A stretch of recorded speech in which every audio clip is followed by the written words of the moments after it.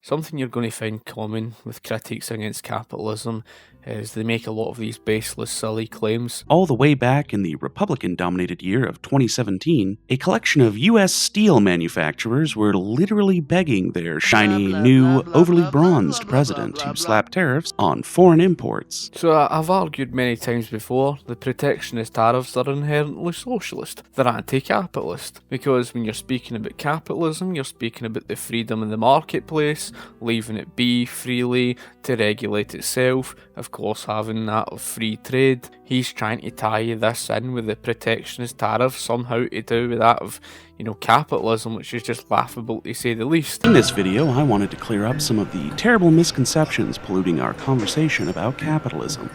Even this highly controversial economic system's defenders will admit that it's, well, basically evil. I suppose if you've not really got a clue about economics and you haven't got a clue about capitalism is, then obviously you're going to, sit there and claim that capitalism's evil. But again, capitalism's today with free trade. The reason why we're living under corporatism today is because of all the socialist government interventionism to begin with. That's why the monopolies and cartels, etc. followed. If you're somebody that's against the very definition of capitalism, which is today with the free market economy, then you're pretty much an anti-capitalist. But the propaganda that many of us have grown up with has led us to believe that it's a kind of necessary evil. That suffering is bad, but at least it's in the pursuit of the overall happiness that cheap, mass-produced products can give to us. Well, I'm no surprised because he's no living in a capitalist system, and he's speaking about that of China. China's this strongly communist political country, just couldn't let go of all the strong government intervention within the private sector. It's a strongly corporatist country. Corporatism isn't capitalism. So if you're speaking about capitalism, you're speaking about the free market economy. Capitalism rewards success and punishes failure. That's why inefficiency in the 1860s with the oil refinery companies, they were all going under. But because you've got this system of protectionism with all these subsidies, etc., that's guaranteeing oligopolies, monopolies, etc., they kind of get away with doing that because of all the protectionism. Capitalism is not only immoral, but it's also worthless at its own stated goals. Well, what's immoral about it? The very fact that individuals have got the freedom to go and do their own thing and make something of themselves. Nobody says that capitalism is this purely perfect system, yet you're going on about that today with protectionist tariffs. You've not even got a clue what capitalism is to begin with. Capitalism's about charitable operations, being able to provide for people through voluntary action. Now, what you're living under today isn't anything at all to do with capitalism, so if you're going to go on about today's system with all this protectionism, etc., of course it's immoral, because it's anti-capitalist. It's supposed to be a well-known fact that the private sector is the primary driver of innovation. Greedy corporations and their relentless thirst for the cutting edge of technology, putting workers at risk just to beat out the competition by a fraction of a degree of that holy grail of innovation. See, if businesses were to take those risks with their workers and treated them poorly and didn't even look after their workplace in terms of safety, and one of their workers get injured, the company would be paying a hefty cost on that. And I can tell you this, see if a business gains a dangerous reputation, that's going to heavily cost the business, because they would then be forced to pay a wage premium to entice people to come and work for them. Who would want to go and work in a dangerous workplace for low wages? Nobody would. In fact, what we saw when the OHSA stepped in, the Occupation for Health and Safety Administration, a government regulatory body, as soon as they stepped in with government regulation over safety in the workplace injuries fell stagnant and has been stagnant ever since. We're told that they thirst for it above all else, that their dirty profits are tied to it, that they'd kill just for a single bump of that sweet, sweet innovation. This tells you that you're economically illiterate and you don't even understand what profits are. Profits are vitally important for the second relation today with innovation. It's the information of profits that enable you to allocate resources efficiently to the correct parts of the market, and the profits also create the incentive for innovation to the correct parts of the market. If you've not got the information of profits and losses, you can forget all that. because you've not got the information of consumers' needs and wants, and you've not got the information to technologically advance and improve. In reality, it's the public sector, the government, that has historically driven innovation. One of the most innovative time periods in economic history and world history was the Industrial Revolution. You didn't see Henry Ford's automobile industry come about because of government's interference or anything at all today by government. Much innovation came from the private sector. And okay, that's not to say government hasn't innovated anything. Take, for example, the internet, but it was inefficient. It was used by the military, it was inefficient, and it was thanks to the market that made the internet the World Wide Web.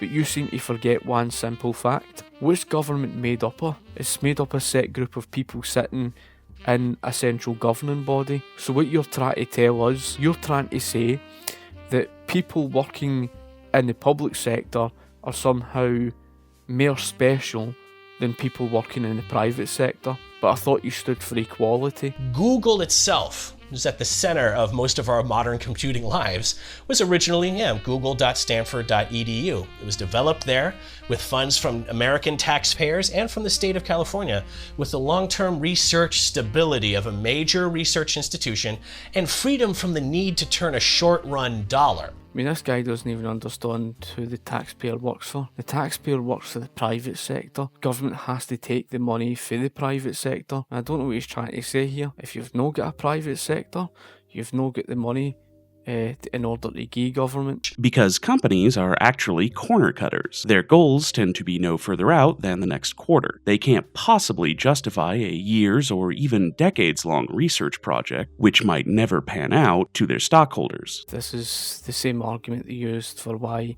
there would be such a dangerous workplace and stuff. They just seek to take shortcuts and whatever. It's that myth against capitalism. They completely ignore, like I says, about business reputation and competition in a fiercely competitive free market economy, especially when you're up against competition and your reputation matters. So, government picks up the slack and does all of the real work of creating new products, which the private sector is then supposed to distribute through capitalism. We'll get to why they're bad at that too later on in this video. The public sector has unfortunately been decreasing in its share of research and development because of the negative impact of supposedly fiscally responsible types, most of whom are receiving kickbacks from corporations, and there is a real fear that the private sector is too incompetent and short-sighted to fill in the gap. Private lenders and investors in general, they would never invest in those that are going to make losses that have got a poor rating. For example, private lenders would never lend to those they cannot trust, who they know that they can't pay back, who have got a poor credit rating. The very reason why government lending came to existence in the first place was to fill that gap. Private lenders would not lend to those who were incompetent, but government lending stepped in to, secure lending to the very incompetent, who would end up being very wasteful with that. Government investment invests wastefully. Government doesn't have to, and I've said this before, government doesn't have to work for your money. It takes your money and it simply can do what it likes with your money because it's got no risk. It didn't have to work for it. That's the difference. The private sector does. You tend to find the private sector, and thanks to profits and losses again, it efficiently allocates resources and investment into the correct types of stuff, the correct stuff of what's to be produced, whereas the public sector is very wasteful. It ends up putting it into, things that are not in demand in the market. One of the few things that Democrats and Republicans can publicly agree on is that small businesses are vital to our economy. It's too bad then that they are completely wrong. Politicians like to say that small companies create 2 of every 3 jobs in a given year. That's less impressive when you consider that almost all the 6 million companies in the US, 99.9% of them, are small businesses with fewer than 500 workers. Of course the United States of America has got a problem with small business owners, etc. because your socialist government interventionism over-regulated the private sector, destroyed competition and drove private sector costs through the roof. What's that got to do with capitalism? What's more, 2 out of 3 masks the fact that most small businesses eliminate more jobs than they create in a given year. Now there's a laugh.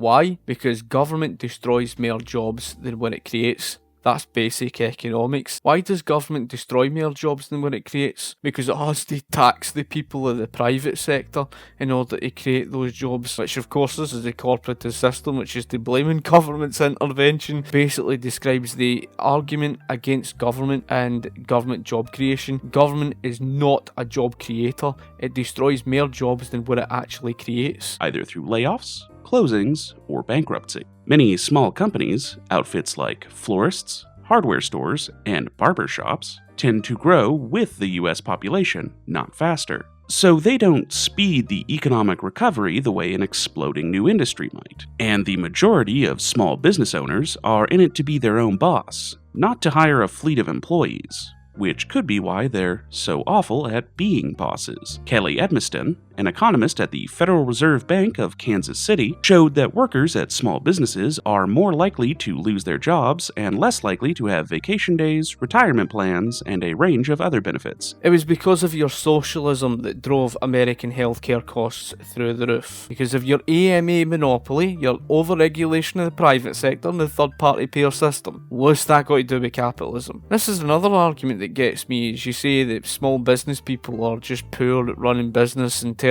of employing people, they don't know what they're doing or whatever. I mean, who says? At the end of the day, certain small business people have got no other choice but to employ other people, because especially if they're to try and expand the size of their business, you're faced with the reality that in this corporatist system, because of all the red tape, you've made it more difficult for them to do so, because they can't afford it. Governments gave special interest favours to big corporations while small business people can't do anything about it. Why is that? Because your socialism was responsible for all the monopoly and oligopoly and cartels. Some 41% of companies employing less than 100 people offered no medical insurance at all. Small businesses are also mostly failures. According to the Bureau of Labor Statistics, among private sector businesses launched in 2013, fewer than half survived into this year. At the end of the day, capitalism's not a system about rewarding failure and punishing success, and it most certainly isn't a system about guaranteeing success. There is no guarantee that you're going to be a successful business owner. You've got no information there. You didn't even provide any information there to say why their private business was a failure. You don't mention about all the government regulation that strangles them half to death. You don't even bother to mention the government taxation that rips the arse right out them. You didn't even mention anything at all to do with that. Instead, you just pretend that the failure of the small private businesses was just because, oh, it's small businesses. The reason that we keep pushing small businesses on people is because we want them to believe in the lottery system that capitalism has become. We want people to believe that they're the statistical anomaly. Showing paper currency falling, which goes to prove you don't even understand what a capitalist system is. How do we know that for a fact? Because capitalism's about the freedom of the marketplace to regulate itself.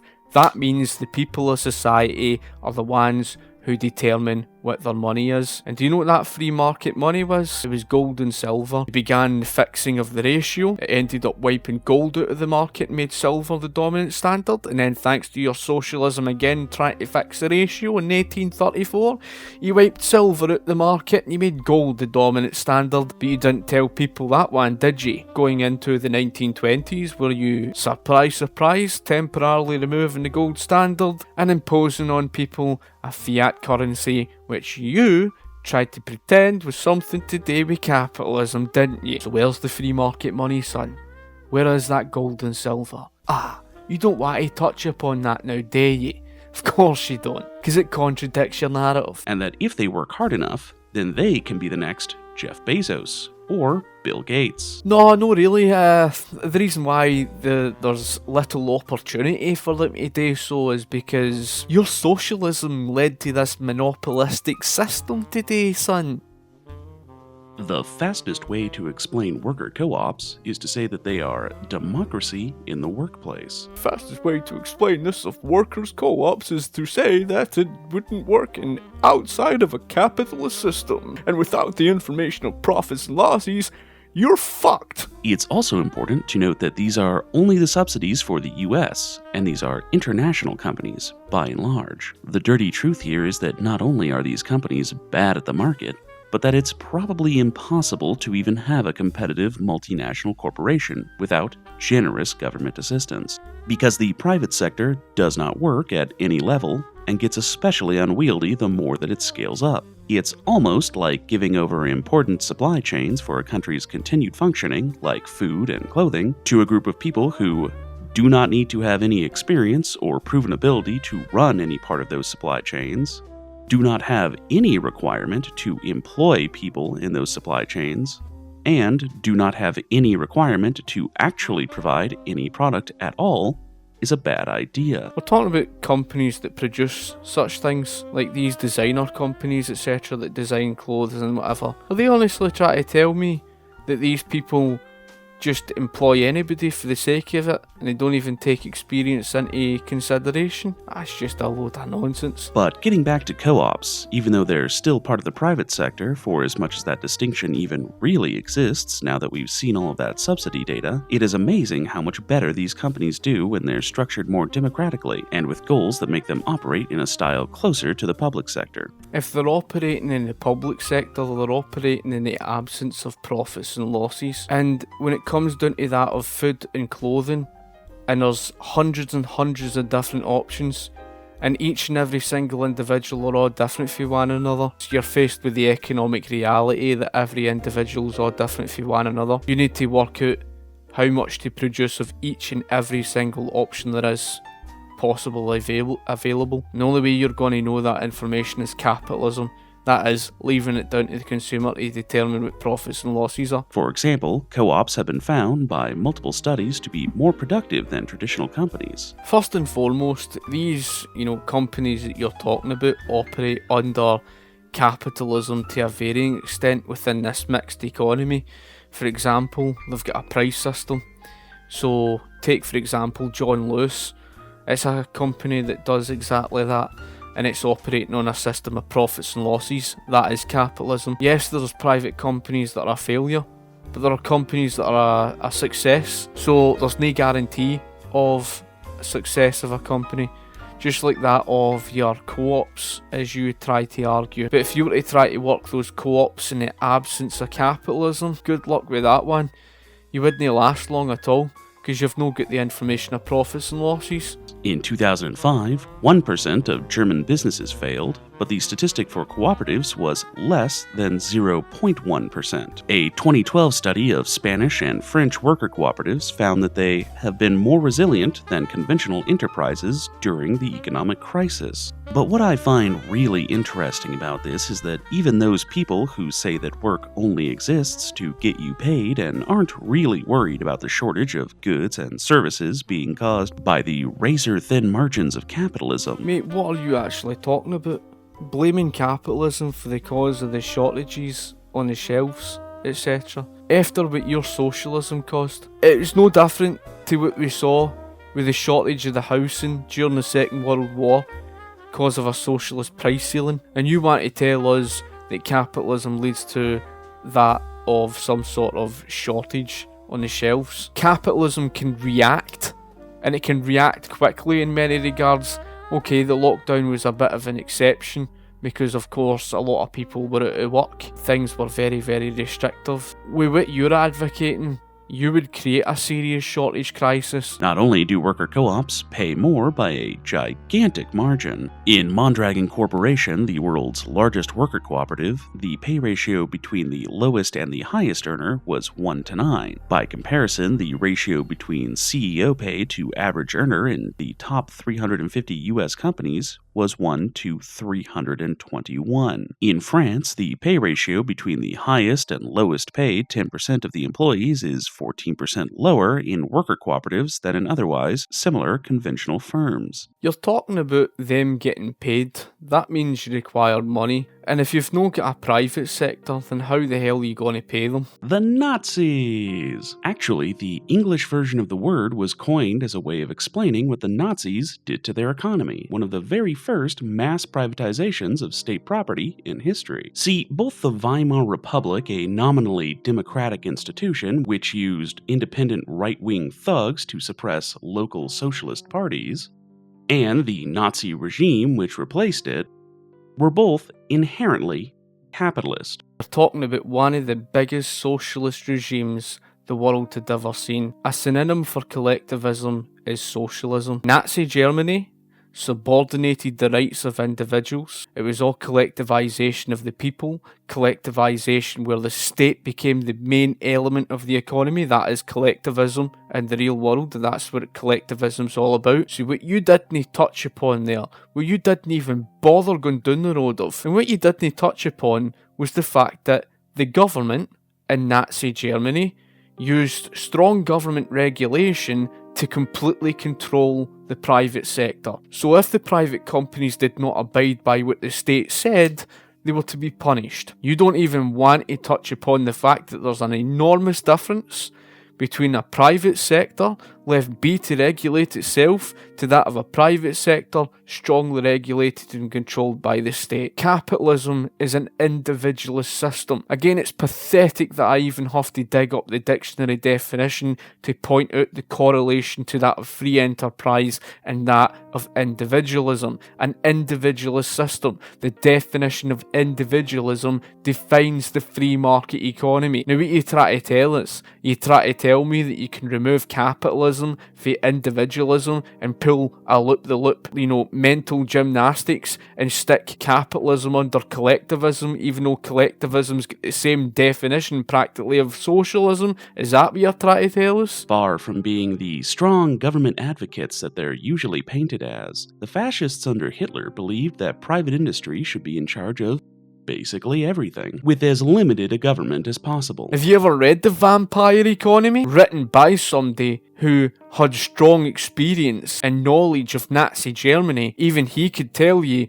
that the entire private sector was strongly regulated and controlled by the state and being dictated that if they didn't do what the state says, they were to be punished. Anyway, folk, I've went on long enough. If you've got anything you would like to add yourself, comment in the comment section below. Anything you'd like to ask. And of course, like I say, he's not even got a clue what he's talking about. Doesn't even understand capitalism. I mean, anybody that tries to conflate a collectivist regime, one of the biggest collectivist regimes the world had ever seen, with that of capitalism, you're dealing with a nutcase. So, thank you for watching. I shall talk to you later. Cheers.